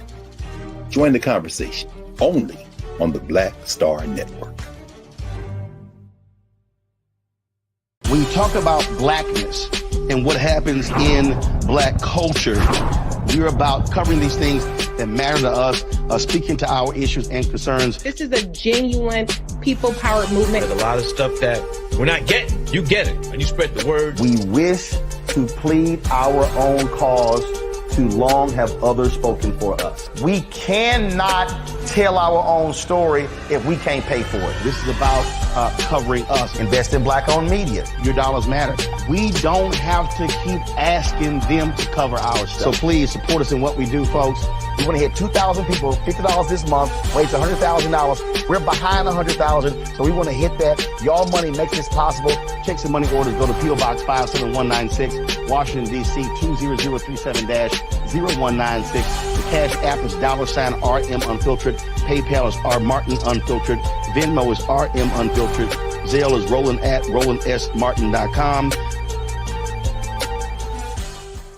Hi, Hi, I'm Dr. Jackie Hood Martin, and I have a question for you. Ever feel as if your life is teetering and the weight and pressure of the world is consistently on your shoulders? Well, let me tell you, living a balanced life isn't easy. Join me each Tuesday on Black Star Network for a Balanced Life with Dr. Jackie. We'll laugh together, cry together, pull ourselves together, and cheer each other on. So join me for new shows each Tuesday on Black Star Network, A Balanced Life with Dr. Jackie.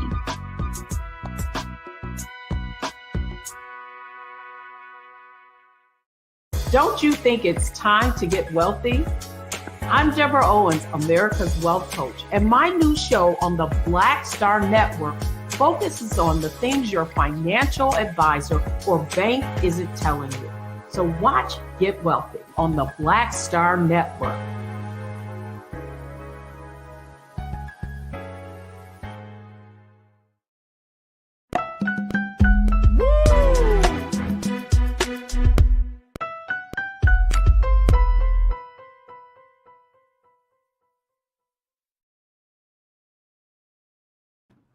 All right, folks, for our final conversation today, I want to talk about solidarity and unity among influential and powerful Black women. There were a number of women who recently signed a letter of support for hip-hop artist Megan Thee Stallion after a controversy around using her unfortunate shooting incident that happened a year ago as part of a song. This happened with Drake just a couple of weeks ago as his new album with 21 Savage dropped. And so women, Black women of power and influence have decided to come together to say enough is enough about using the plight and the pain of Black women to make a profit. Take a look. This is what they wrote, folks. According to People magazine, the Southern Black Girls Southern Black Girls and Women's Consortium published an open statement, a letter in support of the rapper born Megan Pete on Thursday, yesterday, condemning violence against women and praising her courage.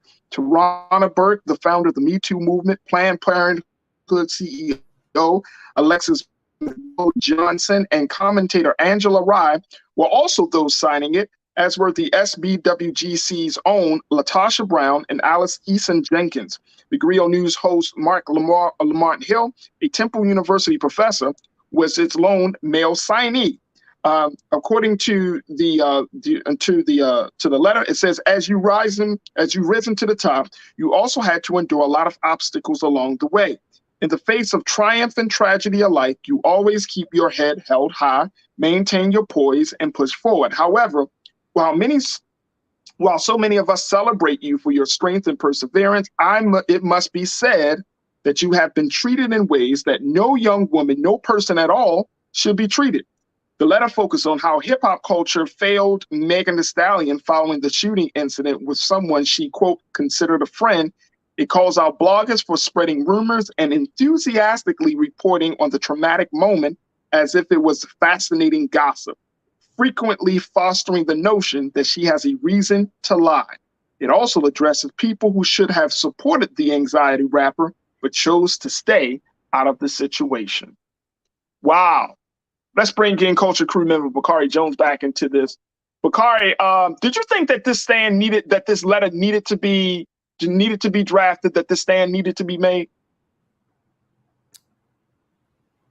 I don't know if I would say need, but I'm so glad that it was. I'm so glad that it was, right? Comparatively speaking, if not saying something is saying something, then yes, I would say there's a need in that regard. So, yeah. And it's interesting. First and foremost, I didn't know the letter was out. I didn't know a letter was published. Therefore, I would have probably been the second male to sign the letter. You feel what I'm saying? Because even when, and I'm just thinking back to, and I don't know about all of the blogs. I mean, of course, I heard the line that Drake used in his song. This is on off his new album, and I'm totally standing with Megan on this one. I'm standing with Megan. It's like, bro, that's a clown move you just did. You know what I'm saying? Like, you take someone's pain, and I think, Bakari, especially in hip hop culture, we don't think about, and I'm gonna use this term, we don't think about the microaggressions that we put on each other, right? Especially in a moment of tragedy, an unfortunate moment, like the moment of those microaggressions. When you talk bad about a woman who almost could have really gotten hurt, like, I mean, yes, she got her foot shot, but it could have gone a lot differently. And when you think about the pain of that, because that was obviously a painful moment for her, it was a scary moment for her. But I don't think we don't have that level of empathy in the culture. You know what I'm saying? It's like your life becomes fodder, regardless of whether you have positive moments or negative moments. And I think that there needs to be some change to that. I agree, Faraji. Yeah, it's unfortunate. I think, and I'm not sure who made the comment earlier this week, but someone on social media essentially wrote that, if this were a male rapper that was shot, there's this would not, the way that this incident has been used and referenced and covered would be completely different. It's completely different. So it's unfortunate. And I mean, again, back to the theme of empathy, right? It's not there. It's often not there for Black women.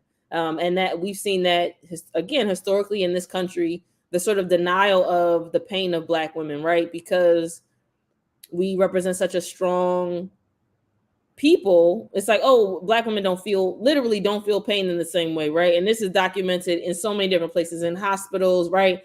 Black women rank their pain as one level, and doctors, discount what they say about their pain level, et cetera, et cetera. So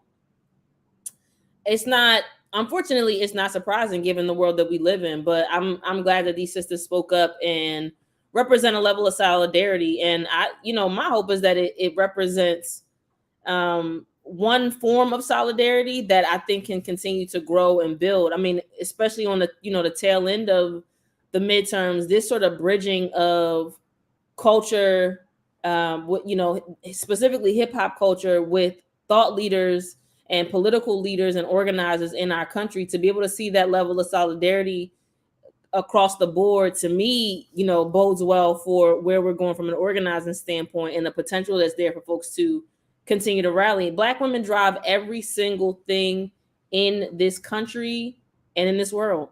So to me, to show a showing of solidarity, I'm glad. Of course, I would know my brother Faraji is the second Black male to sign. Oh yeah, I would definitely do it.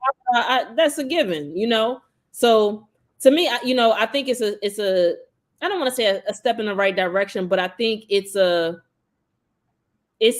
that for me, it's like, it's encouraging to see. And this is rhetoric, but this is rhetoric amongst a demographic that we know is about that action. So, and speaking of action, and most importantly, this demographic, like I don't know if this could be a moment where we can kind of grow up, which we have a mature conversation about the treatment of women. A mature conversation about, whether a person, the big thing, of course, is whether she's lying or not, right?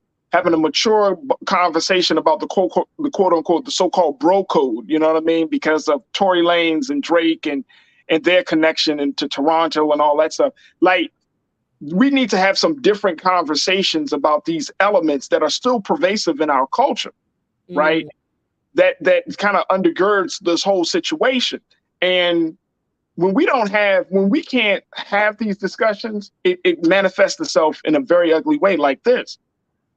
I remember when Rick Ross had a line that, he said he put Molly in the joint and then she didn't even know it.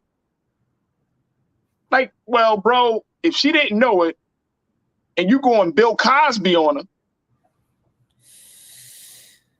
that's rape, bro. Facts. That's rape. You know what I'm saying? Like that's it. Like that's not nothing you should put in a song, bro. You basically intoxicated her where she essentially could not consent. Period. To you performing some sexual act, and she didn't even know, bro. That's not cool. I mean, he got some backlash for that, but it just goes to show that the culture, hip hop music and culture, has to grow up. Like there are certain things that shouldn't be just a punchline, shouldn't be a bar. Yeah, at all. At all. You know, It just should be off limits. It just should be off limits as a showing of solidarity with a demographic that, you know, the thing that's interesting for Raji, for me, from a background, from a business standpoint, you know, Black women represent key demographics for so many industries. If you can get Black women, and we're brand loyal, we're loyal in general. So when you get Black women locked into, you know, whatever it is that you are, you know, whatever your product is, your service, whatever, once Black women are locked in, most of these entities recognize that Black women are going to continue to stand with and support you, your entity, your product, whatever it is. So to not see this level of respect to this key demographic, which drives so many different, you know, literally you could identify trends based on the actions and the decisions of Black women in this country. So to see a lack of solidarity amongst the hip hop community, I think it's unfortunate. To me, I feel like seeing this letter, like I said, I feel like this for me is the time and the space for empathy. You know what I mean? It's within, I view it as within the culture, right? So I think, yes, empathy amongst one another. You know, I mentioned it before, but Bell Hooks on Men and Masculinity, that text talks so much about the level of pain that Black men and masculine people have endured, and sort of everything that needs, many of the things that have to be sort of uncovered in order for Black men and masculine people to be able to tap into empathy for themselves and then be able to extend it to others. And I think we are experiencing such a grave disconnect amongst ourselves culturally. I think it is just really hard for people to tap in. And as I said before, right, so folks are in survival mode, which I would imagine that, you know, maybe it's character, but maybe it's survival mode. And you're thinking, if Drake made this song, Drake is the hottest rapper, I need to be in alignment with him based on, you know, a financial decision. And so you make a decision that I would imagine for a lot of people will be outside of their character because it's denigrating another Black woman. But if you're not grounded and you're in survival mode, then you're not thinking clearly about what's the best decision for the long term. So. Absolutely. All right, let's go to some of our online culture crew members. Hotep Pan Africa, you said the Black woman is the most vulnerable and least protected of anyone in this settler colony. RR, can't deny you there, Hotep. RR, you said the blogger said Meg was lying. Some of them will do almost anything for clicks and views. It's called clickbait. You're right. Michelle, I like what you said. You said, I think Drake and the producers should remove those lyrics from the track, just like Beyonce graciously removed the lyrics from her song after the backlash. Now that's a great point. I don't know, Michelle, if we're going to see that. I don't know. If Beyonce and Lizzo, two of the hottest Black women in both popular music, right? Popular in R&B, but just Black music. If they're able to go back into the studio, make some adjustments to that records and put them back out because of a small group, and I'm not diminishing, I'm just saying this community is saying, no, that's offensive, then yeah, I think that would be a great idea if Drake were to go back into the studio and you know, to do it. Now, will he do it? No. I don't think he will. I think disrespecting women is a part of hip hop culture. Whether it's Black women, white. That is part of hip hop culture, which we have seen. It does not have to be an element. It does not. It's not one of the foundational elements of hip hop, right? No. But I know what you meant though. But I will also, I think we're saying that that Drake also sampled R. Kelly on his last album. So it's like, we already know that he doesn't love Black women. We know that. So, to me, it's unfortunate. And I think Megan is right. I think Megan Thee Stallion is putting herself in a category where she is able to really kind of, I don't know if we're going to get there lyrically. I'm not a lyricist. I don't want to come at the sister's music, but I think she's putting herself in a category where, she has some bars that she could come up with about these ninjas coming for her clout, coming for her based on, using her name for clout. That's the way that she has phrased it, using her name for clout. And just not even just, it's not even just the what Drake said. Lil, I'm gonna make sure I get it right. It's not Lil Baby. It's Da Baby. Mm-hmm.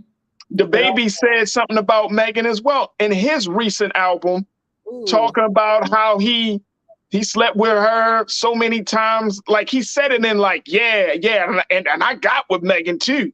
And then he kind of like throws shade at her boyfriend on the track. And it's like, bro,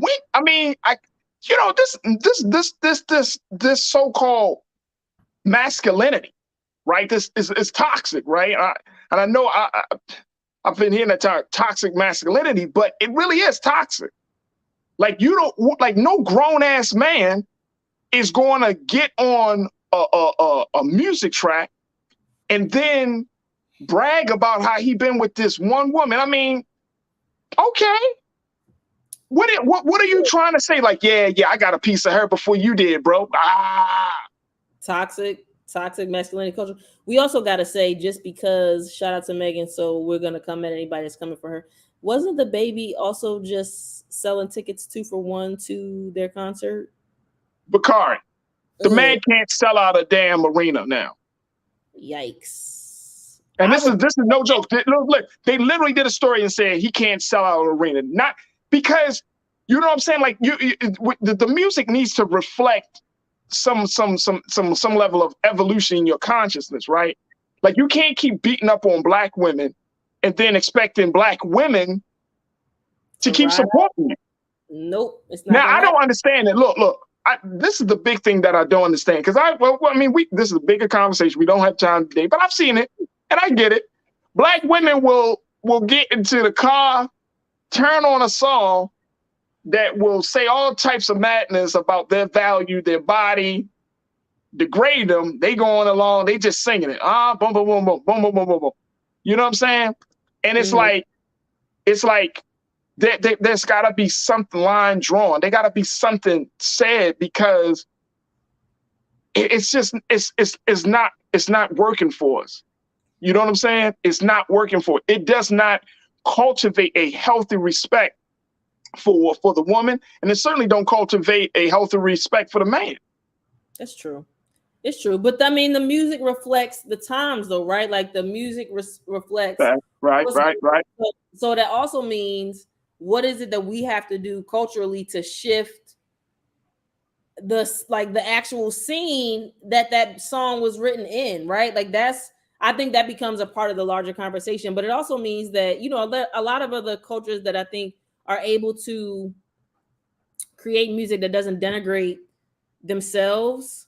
And at least I think many of us understand why that's the case in our country. And it's not to excuse it, but I do think that we have to understand exactly what it is that's going on and why producing music like this is by design. We know these are the artists that are being funded. Like we get all of those pieces, but I think that when we get to a space where it is impacting the safety of Black women, right? Because it's all fun and games when somebody is just dancing to a song. It's very different once we sort of cross that line, and now we're someone's physical safety is being threatened. And this is, unfortunately, where it looks like it has gone. And I feel like I don't know, to me, for things to get to the point where somebody was actually shot, that's extreme. I know as much gun violence as we talk about in this country, it still is very extreme, so to laugh about it and to joke about it, it's like we wouldn't be joking about any of these school shootings in a song. You know what I mean? Why when it comes to a Black woman are we able to make a one-line jab about it and that's cool and everybody's supposed to keep it moving as if that's business as usual? It just wouldn't go down. Well, absolutely not. Marcus Jackson, you checked in and said this goes back to the empathy conversation. Black women have been seen as the, quote, mule of society, and thus it's okay to bash them because they can take it. Black women deserve extra empathy. Marcus, I'm right there with you. Tia, you checked in and said, look, after decades of singing songs that call our women hoes, what the hell did we expect?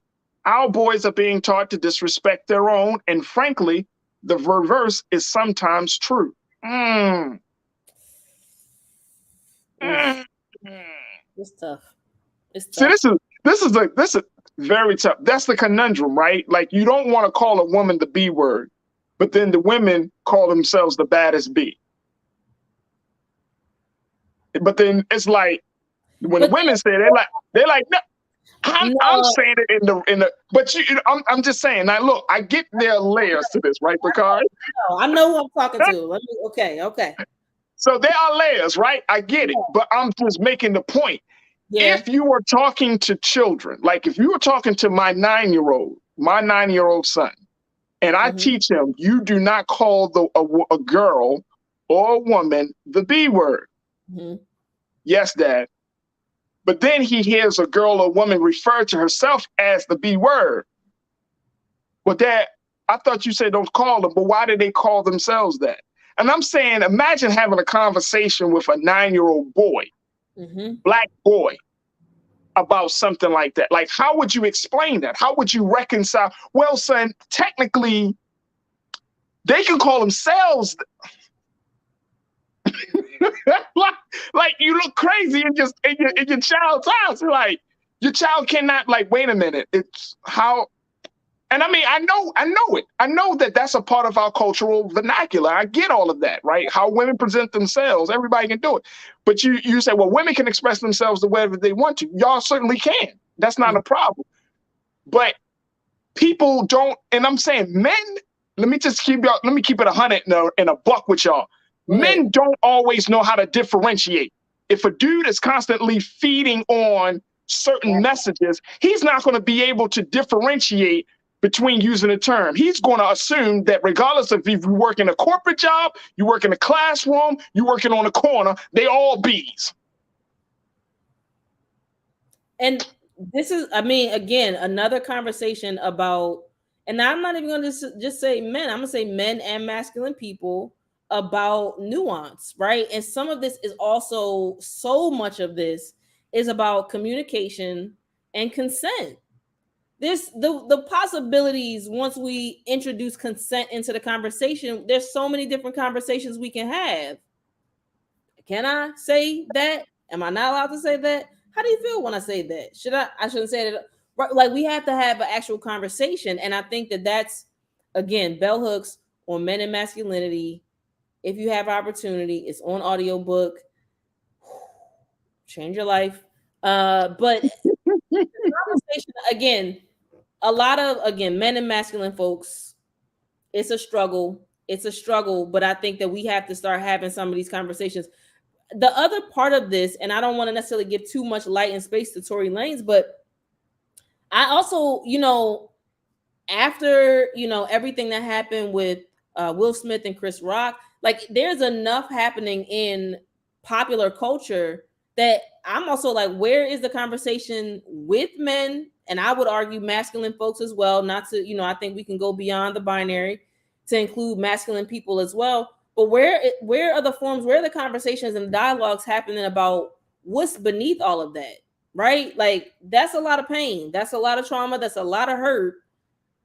We're projecting it onto Megan, but we're not going to, there's a lot happening, Faraji, that we could be talking about that is just not being addressed. And I feel like it's beneath the surface. So even I agree, right? The conversation that you got to have with your son around the nuance there, but it's also what would make you want to call a woman that you don't know or are not in relationship with to be in the first place? That's really the conversation. So it's multiple dialogues that we could be having. Oh man, multiple. And many people are checking in on the chat and they're saying we can apply the same principle to the use of the N-word. You know what I'm saying? You could apply the same principle to the use of the N-word, which I agree. I totally agree. I feel the same way. But see, I think the thing that we want to, and this is how I keep the situation, I feel like this is how you keep the situation grounded, Bakari. Would you want your children to call each other that? Would you want your children to call someone else that? Mm-hmm. Would you want your girls, your daughter, your niece, your granddaughter to act like that? If a boy in your daughter's class, she 10, 12, 13, 14, a boy say, yeah, you one of my B's, what would you say to that girl? See what I'm saying? Like, is this, are we, and here's my final question. Are we so beholden to that label or to those terms, whether you're talking about the B word or the N word, are we so beholden to that label that we don't want to, that we're willing to pass that on to the next generation? Is that term so important to pass on to the next generation? And guess what?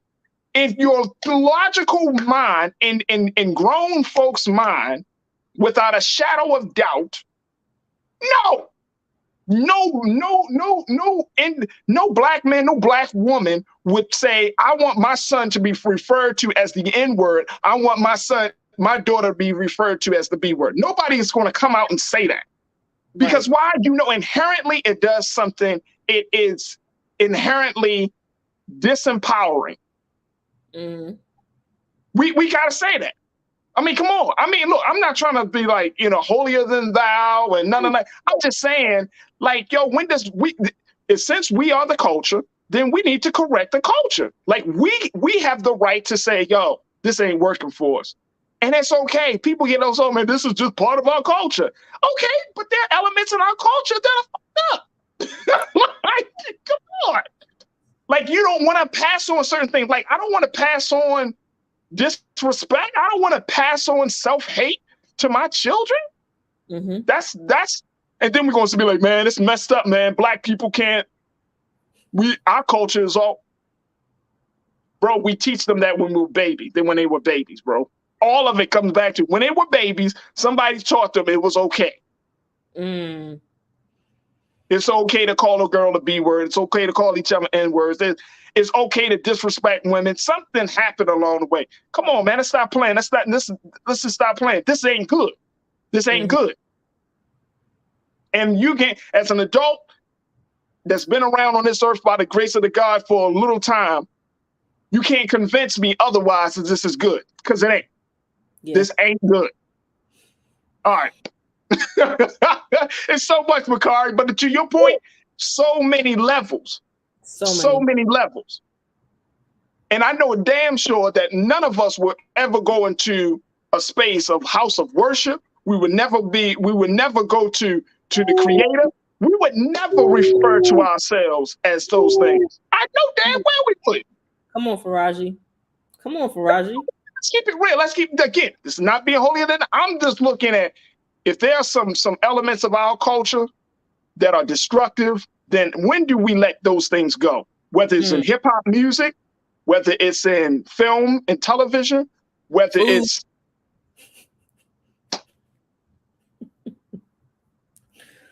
Is it on the plate? Is it a low vibrational plate, Faraj? So, hey, look, that joint's so low, the dog is eating from the plate. You know how you put it all the way down on the floor for him? Woo.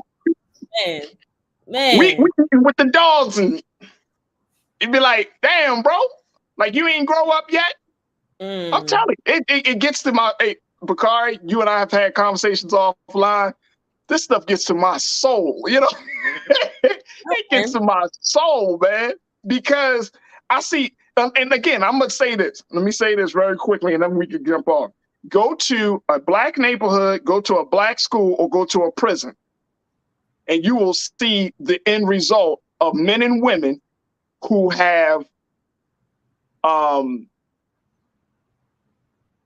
submitted themselves to the destructive elements of our culture. You'll see boys and girls go into those spaces. A black neighborhood, go into a school where predominantly black children are, and go to a prison. and you will see how serious this situation really is. I'm talking about how deep the destructive elements of our culture can really go into shaping human beings. That's true. Yeah. I mean, we're going to be able to see it. I think so. I think we just got to push it. We just got to push it, right? Voices like, this platform, bringing on voices like yourself and others, we just got to push it. So I think there's a lot to it, but I'm glad that the sisters are standing up with Megan. I definitely stand up with Megan. I'm glad that there's a letter to put out there. But my hope is that it just doesn't become, like you mentioned, rhetoric. It becomes into something much more tangible. You know what I'm saying? Like, I don't know, because it's getting out of hand. It's getting so far out of hand that it's getting. What do we often talk about when the situation gets so far out of hand? It becomes normal. Like when you normalize dysfunction. Yep. Like, I don't know if there's a term for that, but that seems like the best way to describe it. Yeah, sounds about right. Unfortunately, I mean, and again, we're numb to so many things. For me, I don't know why hearing anyone, women included, refer to women as females is somehow, for me, more triggering than the B word. Wow. That's a conversation for another day, because I think maybe because I recognize the nuance within a enclosed group, right? However, whatever term or degree level language, like within that internal group decides to, put on that language compared typically to the way that folks use the term female. I've only heard it, right? Like, I've only heard it in this derogatory fashion. I've heard the B word and the N word used in celebratory fashion, right? I do feel like Black people have the ability to manipulate words and language in that way. That, again, another conversation for another day, Faraji. Absolutely. And RR checked in and said, Lil Baby, who's a 20-something-year-old, won't use it in his music because he don't want to hear his white fans singing. Woo! Singing it to him. He got more sense than the Generation X rappers. That's the other part that we didn't really touch on, but we can't. But can you imagine if you are a hip-hop artist, you calling the Black women out, you calling her the B word, you say she lying, and then the white men in the audience rocking to your joint. They're like, yeah, she is a B. She does lie. Can you imagine that? Like, what that mentally does? And you rocking out, or you using the N-word and you rocking out. Yeah, that's my. And then we get mad. Then we get mad when we read stories of white college students dressing up in blackface, dressing up at the KKK, or using the N-word around their Black friends, and then their Black friends get upset, and then next thing you know, it's an issue, it's a situation. Come on, yo. Come on, yo. Come on, yo. Come on, yo. Come on, yo. Come on, yo. Come on, yo. Come on, yo. It's tough, man. It's tough for us. It's very tough. Very, very tough. Bakari, I appreciate you. I got nothing but love and respect for you. Thank you so much. Anything that we need to keep up on, and especially in the work that you're doing? Just launched a new site, BakariJones.com. There we go. Would love to talk to you about it. I'm producing a show in January, Lil Rube. Lil is a Baltimore word for little. It's Rube Goldberg that's gonna talk about or display the level of steps that Black, queer, and trans youth have to traverse to get housing and transportation and employment. Rube Goldberg is a convoluted machine that does something real simple in a convoluted way, and that sort of mimics the path that a lot of Black, queer, and trans folks have to endure in order to find stable housing and employment and the like. So yeah, BakariJones.com. Look me up. I'm available for support with. Boom. That's it, Faraji. So yeah, check me out if you need help with your website, public speaking, coaching, facilitation. I got you. Awesome. That's it. That's it right there. Hey, look, I definitely want a big shout out to you for continuing to do the work, redefining yourself, and more importantly, putting yourself in a position to be in those spaces to have these discussions. But I would love to learn more about that Little Root program, to talk about some of the issues that that queer and trans youth go through, so we can have a better understanding, so we can be learn some empathy, right? Come on, that's it. Come on, man. Like if nothing else, we need to hear people's stories. Let's humanize this language and these terms that we all let's try to understand, especially because as young people, they got to have a space. So I would love to talk more about that, but keep up the great work, Makari. And you got full support from us here on The Culture. Thank you, brother. You do the same, man. Thank you for having me once again, Faraji. Have a good weekend. Absolutely. You too. Appreciate you. Thank you. Bakari Jones checking in as always. Folks, that's going to do it for me. Hopefully you enjoyed the show today. Hopefully you learned something. You feel like your conscience was elevated a little bit. Hopefully you feel better about the culture. Yeah, folks. We are always doing something. Big shout out to Taylor Ferguson, our first online culture crew member that checked in today.